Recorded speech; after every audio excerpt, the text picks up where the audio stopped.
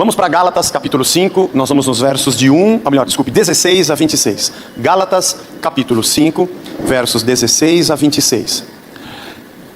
Esse trecho é quando Paulo fala sobre as obras da carne e o fruto do Espírito. É interessante perceber na carta como Paulo fala do outro evangelho, dos judaizantes, das influências que os irmãos da Galácia estariam recebendo, os ensinos que estavam pervertendo a liberdade de Cristo na obrigatoriedade do cumprimento da lei. E de repente nesse trecho, não que não aconteça em outros momentos, mas de uma forma assim muito incisiva, Paulo faz um mergulho no indivíduo. Falando do evangelho, falando da comunidade, falando da lei, falando da graça, de repente ele faz um mergulho dentro de cada indivíduo, falando sobre a sua vida individualmente, no que diz respeito ao seu pecado, às suas escolhas e ao fruto de Deus em cada servo seu.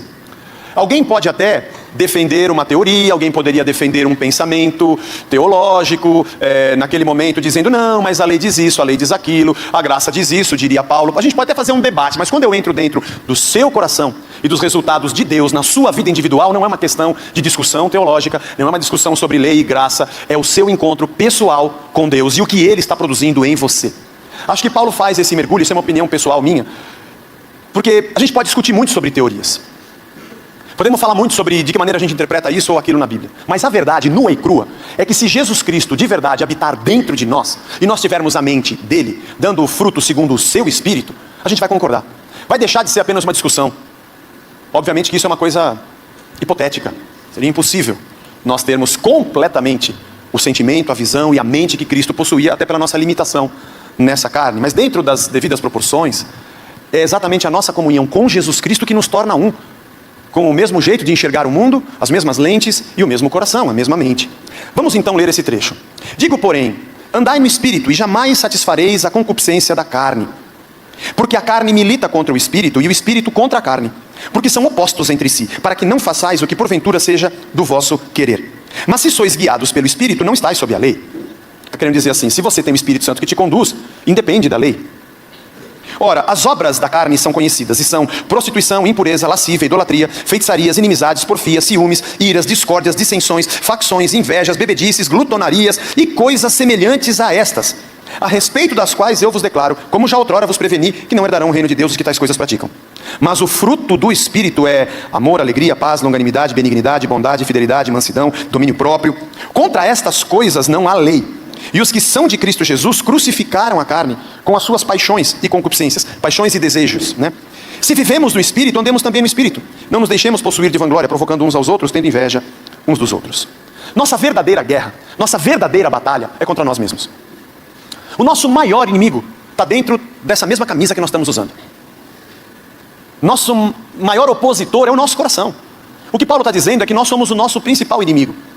Tem muita gente hoje que acha que Satanás é o seu maior inimigo e guerreia contra coisas externas, geralmente desligadas do seu ser. Então o meu grande inimigo é o que trabalha contra a minha profissão. O meu grande inimigo é o diabo que me deixa desempregado. O meu grande inimigo é esse espírito maligno que quer colocar uma enfermidade ou se opor ao meu caminho. Veja, irmãos, na palavra de Deus nós temos inúmeros exemplos de situações que foram prejudicadas e de oposições externas que foram evidência de que Satanás tentava de alguma forma bloquear o avanço do reino de Deus. É verdade, acontece. Ele vai sim trabalhar externamente para se opor ao avanço do reino. Nós às vezes tomamos isso apenas com o nosso avanço e jogamos a batalha espiritual apenas para o campo da oposição ao nosso avanço pessoal, sem indagarmos se o nosso avanço é igual ao avanço do reino. Colocamos os nossos interesses à frente e quando algo vai errado, dizemos que é Satanás. Mas nunca colocamos esse inimigo morando dentro do mesmo corpo que a gente. E nunca nos colocamos como opositores de nós mesmos. Mas esse é o maior campo de batalha que temos. Porque a maior dificuldade que temos é de verdade nos rendermos a Deus e permitirmos que a sua palavra, que a sua direção reine na nossa vida. Esse é o nosso maior opositor. Em Romanos capítulo 7, verso 19 a 25, Paulo diz assim: porque não faço o bem que prefiro, mas o mal que não quero, esse faço. Mas se eu faço o que eu não quero, já não sou eu que faz, e sim o pecado que habita em mim. Opa, ele já colocou aqui uma diferença. Na minha cabeça eu quero fazer o bem, mas eu acabo fazendo coisa errada, pô.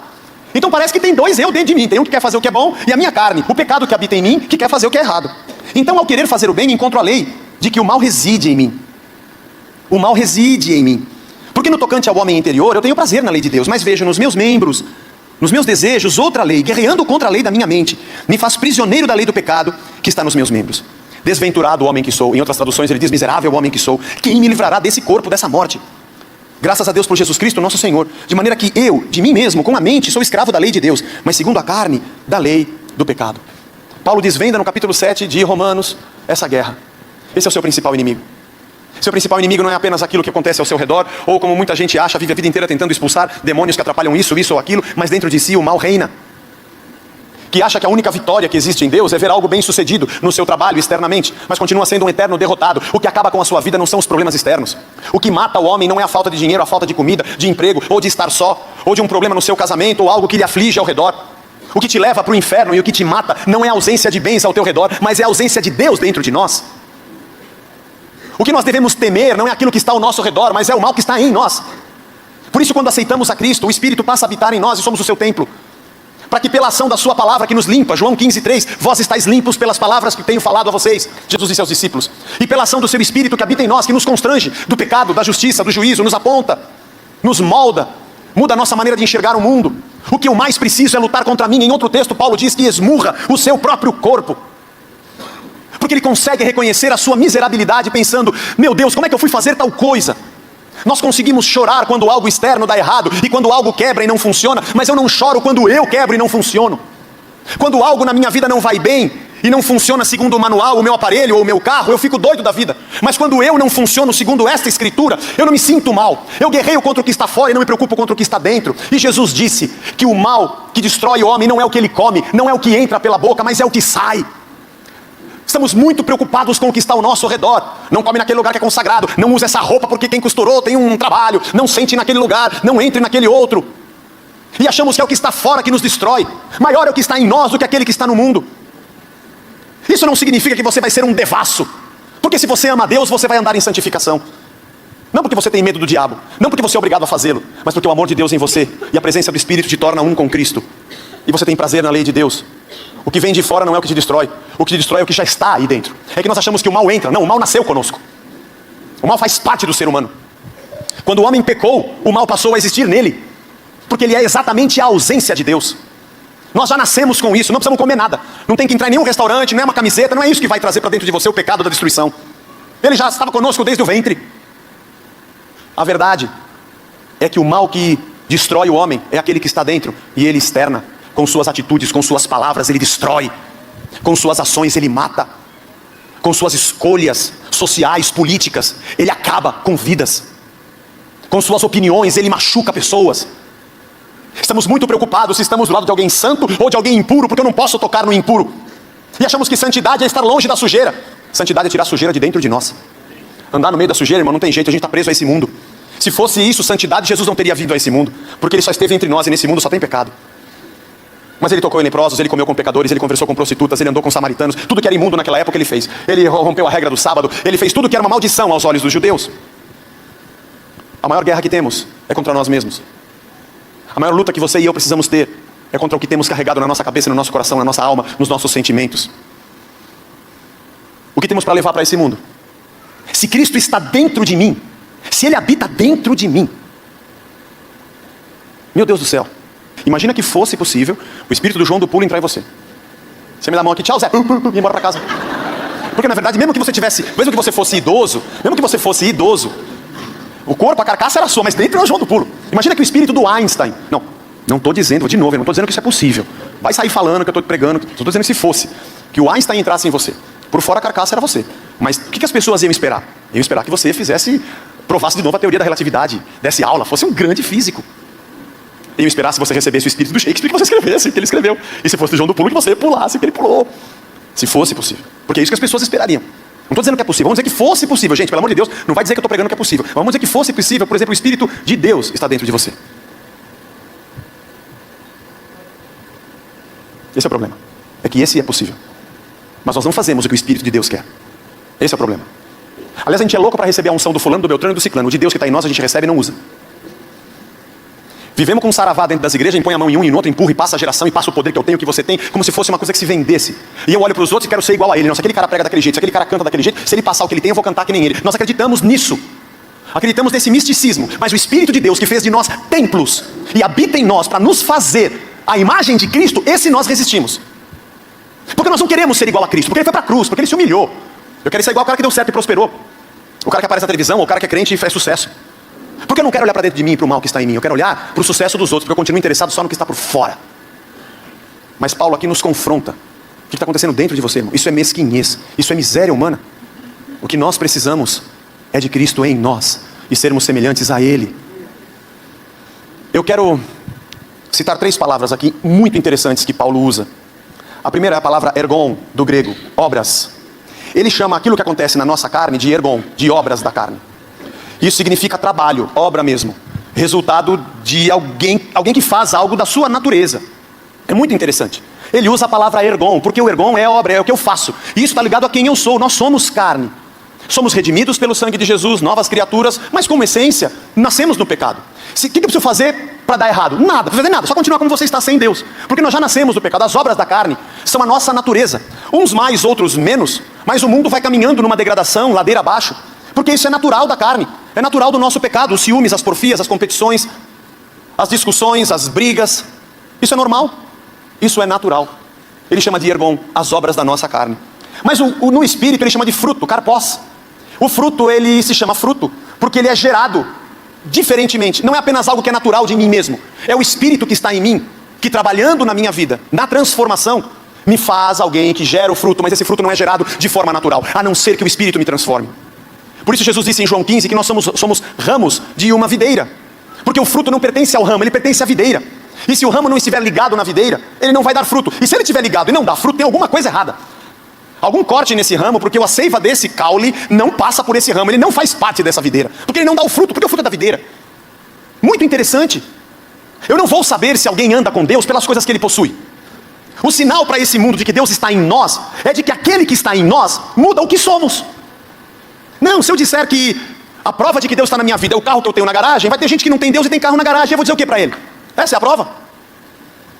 Ou vou dizer para alguém que a prova é o sucesso que eu tive na vida profissional. Então quer dizer que todo mundo que tem sucesso na vida profissional tem Deus?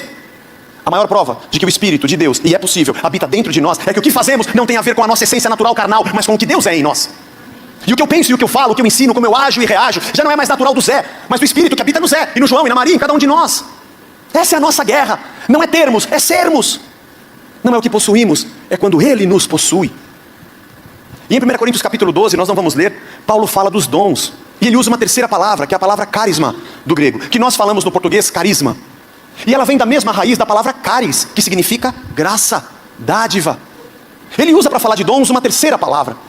Porque o dom também é alguma coisa que ele dá, não é nossa, é dele. Não faz parte da nossa natureza. E não é produzida como fruto. É algo especificamente de Deus. E ele nos dá. E no mesmo texto ele diz que o Espírito dá muitos serviços, muitas diaconias. Ele nos dá para servirmos. Aí a gente lê na história um rei como Ciro, um rei persa, que Deus usou, e não era um cara santificado a Deus. Nós vemos Balaão, um profeta pagão, que Deus usou para profetizar, e não era um cara que tinha comunhão com Deus. Aliás, a mula de Balaão, que nem gente era, Deus usou para falar com o próprio Balaão. E nós temos Saul, por exemplo, longe da vontade de Deus, querendo matar Davi, e o Espírito de Deus o enche, e ele fala como um profeta. O que Paulo está querendo dizer é que o dom é de Deus, não é nosso, não é produzido em nós, nem é produzido por nós, nem faz parte da nossa natureza. Se Deus tiver que abençoar alguém, Ele vai colocar aquele dom por causa de quem vai ouvir, não por mérito de quem está recebendo. Por nossa natureza, a gente tem o ergon, a gente tem obras da carne. Pela ação do Espírito dentro de nós, nós damos frutos. Eu não posso me responsabilizar pelo dom. Aliás, eles são chamados dons do Espírito, porque não são nossos. Eu não posso mergulhar de nenhum dom, porque não é meu. E também não fui eu que produzi, porque não é um karpós, não é um fruto. Eu não posso achar que alguém é de Deus porque tem um bem, e nem achar que ele é de Deus porque tem um dom. Porque os dons são dados por Deus para o serviço de quem precisa, e não para o mérito de quem recebe. As pessoas vão conhecer que Cristo está em nós, não pelo quanto nós profetizamos e não pelo quanto nós curamos. Porque Jesus disse que algumas pessoas chegarão diante dele no último dia e vão dizer: Senhor, em teu nome nós curamos, em teu nome nós profetizamos, em teu nome nós fizemos maravilhas. E ele vai dizer: eu não vos conheço. O fato de você ter um dom não significa que você é meu. Eu te usei como instrumento para abençoar as outras pessoas. Muita gente me pergunta sobre muitos sinais que se vêem em muitos lugares, e dizendo: aquilo não é de Deus? Pode não ser. Porque dom não é sinal de que Deus possui ou tomou algo ou alguém. As obras da carne são evidência de que Deus não está lá. Se você quiser saber se Deus está em alguém, e esse alguém pode mudar alguma coisa nesse mundo com o seu testemunho, é com o karpós, é com o fruto. É com amor, paz, bondade, benignidade, mansidão, temperança, domínio próprio, alegria. Contra essas coisas, não há lei. Nossos olhos têm se colocado no lugar errado. Estamos muito preocupados com as coisas que possuímos e com os bens que temos. Estamos muito preocupados com as coisas que nos satisfazem. Muito preocupados se temos uma posição na igreja, se temos um dom, se alguém pode nos passar esse dom, se podemos comprar esse dom, se damos uma oferta especial, recebemos um poder de Deus com aquilo. E se a evidência disso nos coloca num lugar acima, porque eu quero usar esse dom para dar vazão ao meu orgulho, à minha ganância. Mas nem nos dons, nem nos bens e nem na carne está a evidência de que alguém é templo da presença de Deus. Paulo dá uma massacrada aqui e diz que se você é de Deus e se Cristo habita em você, Ele vai trabalhar em você. E essa carne que deveria ter uma obra natural, um ergon natural, mau, vai passar a dar um fruto bom. Um fruto bom. É o que Deus espera de nós, igreja de Cristo. O fruto é muito mais importante. E quando em 1 Coríntios 13, Paulo diz sobre dons, se eu falasse a língua dos homens e dos anjos, ele vem com o fruto, mas eu não tiver amor, não adianta nada. Eu seria um símbolo que retine, um sino que soa, mas se eu não tiver amor, eu nada serei. O amor é paciente. Aí ele vem só com fruto, é benigno, não arde em ciúmes, não se porta indecentemente, tudo espera, tudo sofre, tudo crê, tudo suporta. Paulo está dizendo, vocês estão fazendo campanha para ter bens e dons, mas vocês estão vazios de Deus. Qual é a nossa preocupação? Quem é o nosso inimigo? Contra o quê e contra quem estamos lutando? O que nós temos para demonstrar para esse mundo? Já que o Espírito de Deus habita em nós. A gente pode sair escrevendo, pulando, cantando. Se Ele está em nós, esse mundo pode esperar um fruto semelhante ao de Cristo.